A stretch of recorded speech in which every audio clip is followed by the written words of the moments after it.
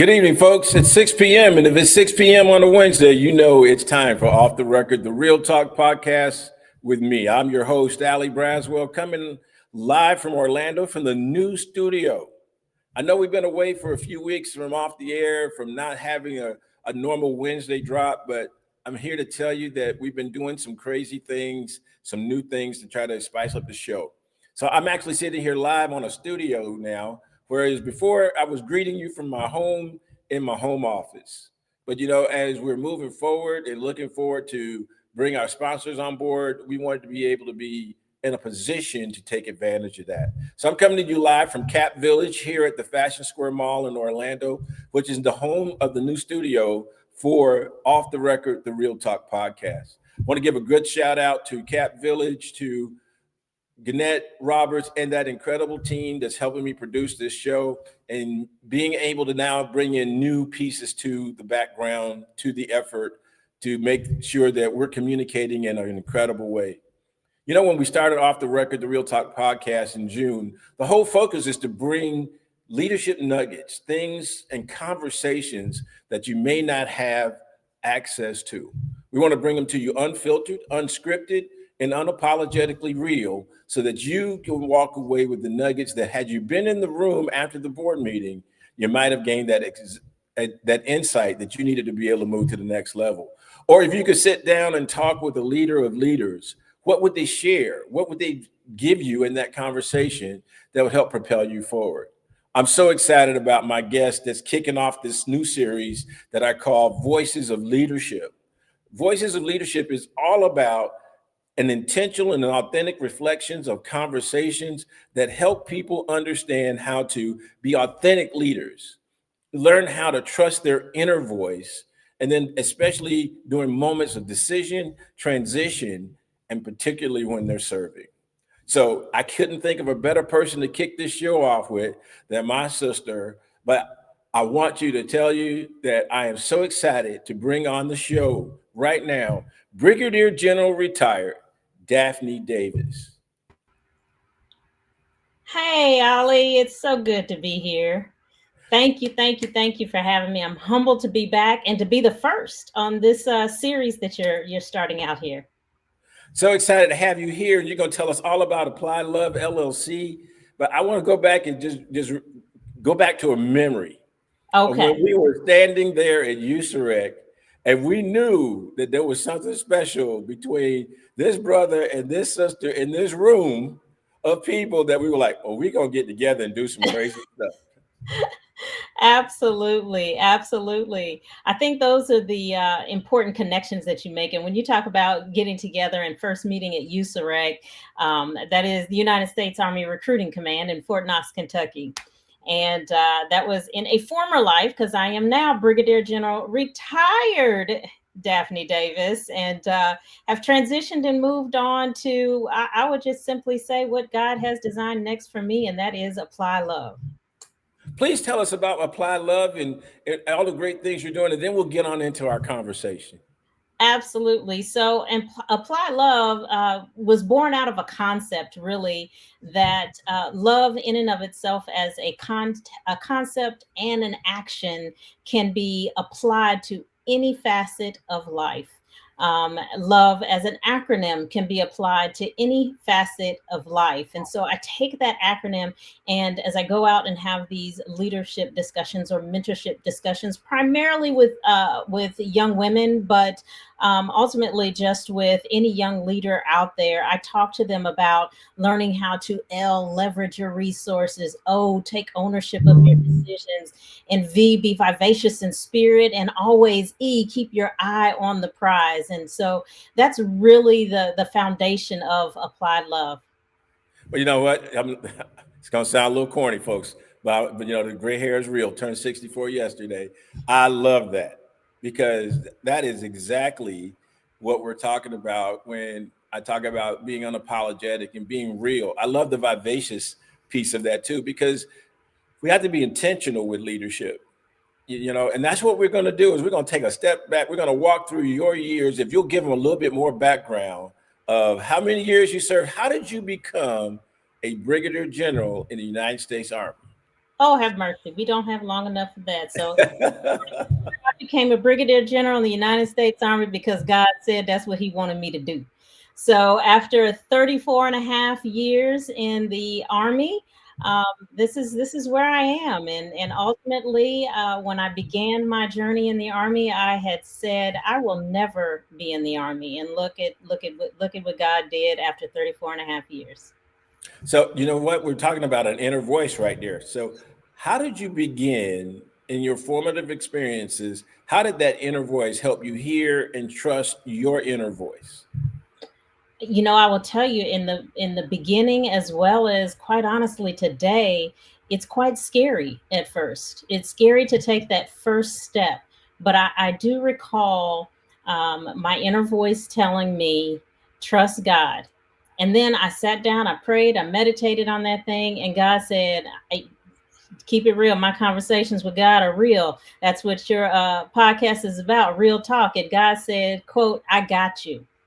And when God said he got me, I went for it, that's the rest of my story in the United States Army. So, how did you decide to even embrace the Army? Was that something you had looked at high school, or how did that happen? How did that come about? Oh no, that was not anything I looked at in high school because, like I said I would never be in the Army. Uh, just to be honest with you, when I was in college, ROTC offered me some money. And so I said, you know what? I need to work out anyway. I don't want to gain that freshman 10 pounds. And the Army is going to provide me a personal trainer and give me $100 a month just to go to class. I was doing that anyway. So honestly, I joined for the money. But I stayed because of the people. I stayed because of the Army family. I stayed because of all the leadership opportunities that I had in the Army. So, really, then those were the moments when conviction, money, and spoke louder than expectation. I'm sorry, I had to chuckle because I've never heard of a drill sergeant being called, or a cadre member of the cadre, a personal trainer. But I probably need to. I guess that's what my drill instructors were. Yeah, I can go back and think about that. But we talk about, when was the moment of conviction when conviction spoke louder than expectation? Yeah, I would say that first moment of conviction was the very first soldier that I helped with a personal issue. And I knew that it was within my power and my authority as a leader to single handedly help that person. And when I was able to do that and I saw the impact that it had on them and their family, that's when I became more convicted about my role as a leader and why I was placed there to do the things that I was doing. And so that's kind of when it changed from that commitment, that oath that we all take, to really a conviction to serve and truly understand what it means to serve the soldiers and civilians that are under your leadership. So, quite honestly, whether it is in a civilian leadership capacity or in a military leadership capacity, as a leader, you are called to serve those that are under your authority. And so many leaders are faced with those decisions to do the right thing, and it may have had a cost. But what did that interaction with that young soldier teach you as a leader about being able to trust your instincts? Well, I would tell you that what it taught me primarily was that in taking that stand for someone else, no matter how scary that may be, not only is it a responsibility, but that it pays dividends in the long run and in the future. So I say that to say, in this particular case, I was able to help a soldier deal with a personal situation. Of course, that soldier was above and beyond at that point, ready to do whatever I asked him to do, charge that hill if that's what I asked them to do. But it didn't always work out that way. It didn't always work out the way I wanted or the way the soldier wanted. But what did always work out is that soldier knew that I was willing to go forth and fight for them, and being able to get over that fear as a leader of going to my boss to fight for another soldier.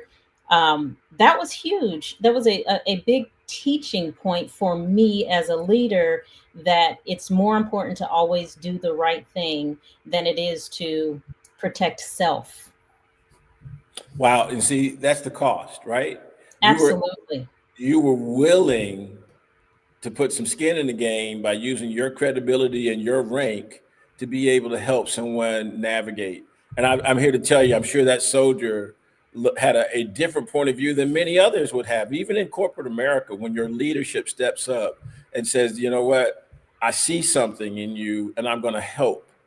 I mean, I'd be able to totally fix your situation, but I'm going to lend to it what I bring, my authority, my influence. And, so from rank to relationship, translating authority into influence is something that's powerful. Absolutely. Absolutely, it is. And it's those relationships that allow those that you lead to really selflessly give of themselves to ensure that whatever you're asking them to do, whatever that task is, to ensure that not only do they complete that task, but they complete that task with excellence. And, but for you as a young leader, being able to go to your leadership, that was some vulnerability, right? But that Absolutely. vulnerability you used as strength. Can you speak to that? How vulnerability is a strength in leadership in life? Yeah, I can. I will tell you that a lot of times people look at leadership and think that leaders have all the answers, that they're courageous in everything that they do. And I will tell you that it's still scary when you have to step up, right? And as I was able to display my vulnerability to others, I also had to understand that behind that vulnerability, there was preparation. There was Mhm. preparation for whatever that task was that I was asked to do, whatever fight I was going to take forward to my leadership to fight for those that served for me. There was that vulnerability that was out there, but there was also that preparation that was a point. The vulnerability comes into play where if my subordinates see that I am willing to be vulnerable myself, that gives them the courage to create some vulnerability within themselves to step forward and talk about some of the harder things, talk about some of the vulnerabilities, be willing to not just go to the boss and say, yes, everything is great. That way, we can address some of the weaknesses, some of the shortfalls, and become stronger together as a team. But yeah, and that's what it is. So there's the golden nugget, folks. Vulnerability is a strength. It builds trust. It builds integrity. It lets people know that, hey, even though I may wear the stars or the bars or even the oak leaves, that I am still a person and that I am still real and I still feel. Because a lot of times we've been taught in college and in business programs that we shouldn't have feelings. And if you've listened to me at all on this podcast, I'm going to tell you we need to feel because people Absolutely. have feelings. Emotional intelligence is huge in helping us Absolutely. being able to lead. So, what advice for leaders would you share with them who are navigating that transition from understanding that they have authority, but how they need to leverage sometimes their vulnerability in order to lead their people? Well, I will tell you that my best friend and mentor told me that in order to be great, you must first serve. And so when I think about that, what does that mean as a leader and how do you apply that? That is the one lesson that I pass on to everybody, is that in order to be a great leader, you must first serve. So that means that you serve the people that work for you. That's your job. So, yes, you give them guidance, you give them tasks, you ensure that everyone works cohesively as a team, but your service to them is giving them the space they need to grow, giving them the time they need to complete the task, giving them the training that they need to complete those tasks, and so that they can grow professionally. The goal is that your subordinates will one day take your job as you continue to move up in leadership positions. So you have to help develop them to do that. You have to give them the resources that they need to grow professionally as individuals. And so it's key to remember that in order to be a great leader, you must first serve. You serve those that work for you, and you serve your bosses or that organization for which you work. And as a young lady who worked in a male dominated industry, I think that's a good way to say it, right? Absolutely. Where vulnerability by some people may have been seen as weakness. How did that voice within help drive you to continue doing what you knew was right, even though it may have shown some vulnerability, and then being able to show them that no, by being vulnerable, it actually demonstrated my strength in getting something to do? Maybe you could share an example of where your voice helped you navigate that. Yeah, I will tell you, there was an occasion when I was serving as a commander, and my one of my subordinates did something he should not have done. And so I went to my boss and said, "Hey, I think we need to apply this discipline," which would have been some pretty tough discipline for this soldier. Matter of fact, it ultimately ended up ending that soldier's career. But nevertheless, so I go to my boss and tell him that, and my boss said, "Hey, are you sure you want to do that? Because that's going to look bad on you and your organization if you display to our higher bosses that you've got this type of a problem." And so I thought about it for a moment and I said, if I don't put this out there, understanding that our boss's boss will recognize that there's these weaknesses in my personal unit and the organization that I lead, if I don't do that and display that vulnerability in our organization, the rest of the organization will crumble.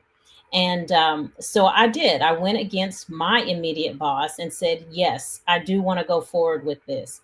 And the rest of my unit, I got a lot of positive feedback that they were glad that I didn't just sweep it under the rug, as so many things are often swept up under the rug. And that takes courage, right? That takes courage to be able to step up and say, and it also takes a strong leader to be able to know that my weakest link is also the chink in my armor, that if I don't deal with it, and a lot of times in leadership, we may have that weakness, but there tends to be that lump in the rug where we keep sweeping the things underneath it. Yeah, So proud of you that absolutely. you felt strong enough to do that and listen to that voice from within. I think about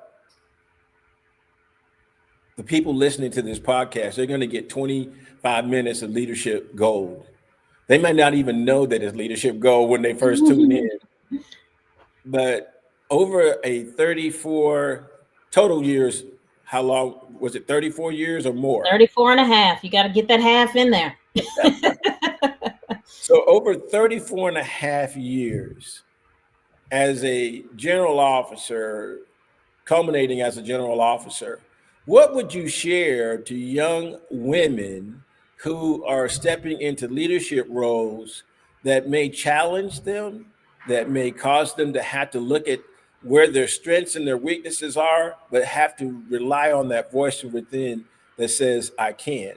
And I loved your reference earlier when you said, well, God said, this is where I'm going. I'm going. Because I think a lot of times when we listen, it's that faith walk that helps us get to where we're going. What would you say to these young ladies? Yeah, a big part of my message when I talk to young women is to know your worth, understand your worth. And I found that a lot of women don't understand their own worth. They don't understand what they bring to the table. And once you understand what you bring to the table and understand your worth and recognize the fact that you do deserve a seat at that table, just like many of those men that are sitting to your right and your left, I think that that helps you to deal with a lot of those fears, and it helps you to really trust in your own inner voice, because knowing your worth is the foundation of that. What people don't realize is that when they see me, they see General Davis, they see General Retired Davis, and they're like, oh, wow, she's the smartest person ever, and this and that. And what they don't realize is that excellence is not standing on that stage. Excellence is not standing in front of the camera. Excellence occurs in the dark. Excellence occurs at 5:30 in the morning when I get up to work out and there's no one else there with me. Excellence occurs at 11 o'clock at night when I am reading through journals and studying and trying to understand policy. Excellence occurs at 6 o'clock in the evening when everyone has gone home and I'm sitting with that one employee to really understand truly what is the problem at the lowest level. That's when excellence occurs. Excellence occurs when you understand your own worth, you understand where your weaknesses are, and you try to address those before you go forward, before you're sitting in front of the camera, before you're on stage, before you're in that room with men sitting on your left and your right. And once you understand that, you can't do anything but excel. Yeah, what a great way to explain it. It comes down to that inner voice actually helps you develop that excellence in your walk, right? And Absolutely. I truly know from having interacted with you, and folks who y'all don't know some of her titles. This was the Deputy Commanding General of UC Rec. Okay, so she wasn't just hanging around the side, and where people may have said that, I know you did that wasn't given to you, and no standard was changed in order for you to get to that level of service within the United States Army. So number one, I just want to applaud you and say thank you. And I'm here to tell you folks in Orlando, y'all have seen General Daphne Davis because she's come to the Florida Classic and been here with us as we have paid it forward. This is a general officer who didn't think it robbery to get on a plane, fly away from family, and come and spend time as we talk to young women at Florida A&M University in Bethune-Cookman, who didn't think it robbery to stand on the field with her colleague, General Kelly, and present over $300,000 worth of checks to help kids go to school that would then later become leaders in the Army. I'm just going to give her some of her accolades out there because for me, I served in a role that allowed me to integrate into the Army and be a part of bringing forth a voice of what community service meant. But when you turn around and you ask generals, a lot of people say, "Well, they won't come. They're too busy." When they will come and spend their time and pay it forward by investing in a young woman, a young man, a community that may not even be their own community to advance, hats off to the Brigadier General Daphne Davises and the General Edmondsons. And also I had to throw some Greek in here, folks. So y'all from the National Pan-Hellenic Council, this is also a member of the Alpha Kappa Alpha Sorority Incorporated right here that has joined me and thought it not robbery to partner with me as we did some incredible things during her time in service. And I'm looking forward to what we're going to do next with Apply Love and other things that she's doing out there. So as we wrap up, tell us just a little bit more about Applied Love and how people can get involved with you in the work that you're going to be doing. And also drop a nugget that anyone, whether it be man or woman, whether it be Black, white, Hispanic, whatever the background, that can take a nugget and say, this is going to propel me forward when I have to deal with my voice from within. Absolutely. So I will tell you, Applied Love is out there. If you need to get in touch with me, if you're looking to conduct a wellness seminar or would just like someone to come and enrich the lives of some of your youth or some of your young leaders, male or female, do not hesitate to reach out to me. You can reach out to me by email at lovemovesmountains@gmail.com. I will tell you that, as we kind of close here and you think about what is that one thing that I can take away, I can't help but go back to Applied Love and know that you can apply love in concept, in action, and as an acronym to every facet of your life. As young leaders, give yourself grace. You are not a leader of 30 years, you're a young leader starting your journey. Whether you're a young leader or a leader of 30 years, give yourself grace because there are new things to learn each and every day. The day that you decide that you know it all, you're probably not leading anymore. Yeah, I was once told that by a Master Sergeant in the Marine Corps Braswell never become an expert. I was like, well, isn't that what we're striving? He's like, the day you become an expert, you just dated yourself because what you knew yesterday will change in the Absolutely. fleeting of an eye tomorrow. It will be totally different. Brigadier General Daphne Absolutely. Davis, thank you so much for joining me and helping kick off the Voice of Leadership series. Folks, you can join and watch us on our YouTube channel at Off the Record, or you can go out and listen to us on Apple Podcasts, Spotify, Podbean. I think we're now on iHeart. We're growing in our reach because we're dropping nuggets here, folks. And I just want to say to everyone listening, take a moment and ask yourself, when was the last time you paused long enough to hear your own inner leadership voice? And what did it reveal about your courage? See, it takes courage to get up and get in front of people and decide that I'm going to soldier on. You may even have a setback, but I always believe that a setback is nothing but a setup for a comeback. And no matter what peak or valley you have in life that you've gone through, the pivots in life, as we talked about in a previous series, prepare you to do something extra special. You have to go through something, as my grandmother would say, son, you got to go through something if you're going to lead people. Because in order to lead them, you have to have experienced some of it yourself. Daphne Davis, thank you so much. I know you over there in Kentucky. Stay warm. Y'all can have y'all cold weather back. It's cold down here in Orlando today. Just know that I thank you for coming on the Off the Record, the Real Talk podcast. We're going to have you back. Would love to learn even more. If I could ever be of assistance to you, all you got to do is reach out. And folks, let's make sure that we send an email over there, reach out, and leverage this incredible leader of leaders that will help us take it forward. And folks, if it's 6:00 on a Wednesday, it's time for Off the Record, the Real Talk podcast with Allie Braswell. I look forward to seeing you next Wednesday when we'll talk to Major General Robert Edmondson, and we'll talk about the voice of influence. See you then. Take care.